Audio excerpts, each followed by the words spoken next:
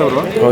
So Nadendla Manohar గారు అయితే ఒక మాట అన్నారు ఈ మధ్యన, చంద్రబాబు గారు ఈరోజు ముఖ్యమంత్రి పొజిషన్లో కూర్చున్నారంటే దానికి పవన్ కళ్యాణ్ గారే కారణం అని చెప్పి. అంటే అది కూటమి ప్రజల్లో ఉన్న అంటే కొంతమంది టీడీపీ వాళ్ళని కొంచెం ఇబ్బంది పెడుతుంది ఆ మాట. సో మరి ఆ మాట ఆయన అనడం కరెక్టేనా లేదంటే ఏంటి సార్ పరిస్థితి?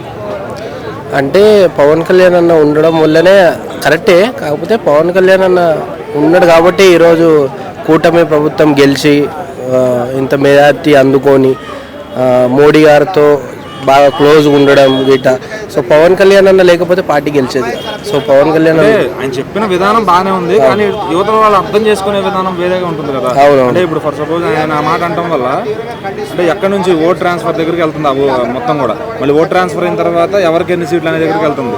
తర్వాత మళ్ళీ ఓవరాల్గా చూసుకుంటే జనసేన సీట్లన్నీ టీడీపీ సీట్లన్నీ అక్కడ అంత లెవెల్కి వెళ్ళిపోతుంది గొడవ. అంటే ఆయన ఒక్క మాట మాట్లాడకుండా ఉంటే అసలు ఈ గొడవ జరగవు కదా. అంతకుముందు డిప్యూటీ సీఎం దగ్గర కూడా పదవుల దగ్గర కూడా గొడవలు జరిగింది. కరెక్టే, మరి అనకూడదు ఆయన ఆ మాట అనడం కరెక్టే, కానీ ఒక విధంగా వాళ్ళకే ఎఫెక్ట్ పడేగా ఉంది. ఆ పదం మంచిదే, కాకపోతే వాళ్ళకు గొడవలు పెట్టినట్లు అయిపోతుంది. ఇప్పుడు వాళ్ళు గొడవ పడుకున్నట్లు ఉంటుంది.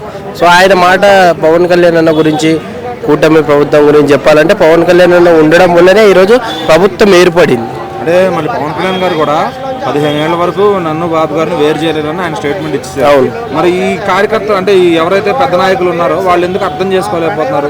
ఇంకా ఆ కూటమి లేని ఫీలింగ్లోనే ఏదో పర్సనల్ పార్టీలోనే అన్నట్టుగా ఫీల్ అవుతున్నారు కదా.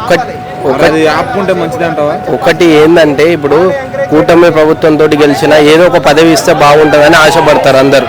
ఇంత సేవ చేసినాం పార్టీకి, ఇంత కష్టపడ్డాం, పార్టీని ఇంత ముందుకు తీసుకెళ్ళాం కదా, ఈరోజు నాకిట ఏ పదవి ఇవ్వలేదు కదా, నాకేదో పదవి ఇస్తే బాగుంటుంది కదా అని వాళ్ళు ఉన్నారు. కాకపోతే ఆల్రెడీ మినిస్టర్ కదా, ఇంకా ఆయనకి ఇంకా వేరే ఇప్పుడు ఆ పదవితోటే ఉండాలి ఎల్లకాలం నేను అదే పదవిలో ఉండాలి. నేను గిట్ట ఒక మెట్టు ఎక్కాలి కదా, నేను గిట్ట ఇంత కష్టపడినానే ఉంది. కాకపోతే ఆ విషయం చెప్పట్లేరు బయటికి. ఏంటంటే నాకు గిట్ట ఒక మంచి హోదా ఇస్తే బాగుంటుంది కదా, ఆ విషయం చెప్పట్లే. ఇట్లా మాట్లాడుతుండ్రు, వేరే విధంగా మాట్లాడుతుండ్రు. సో అది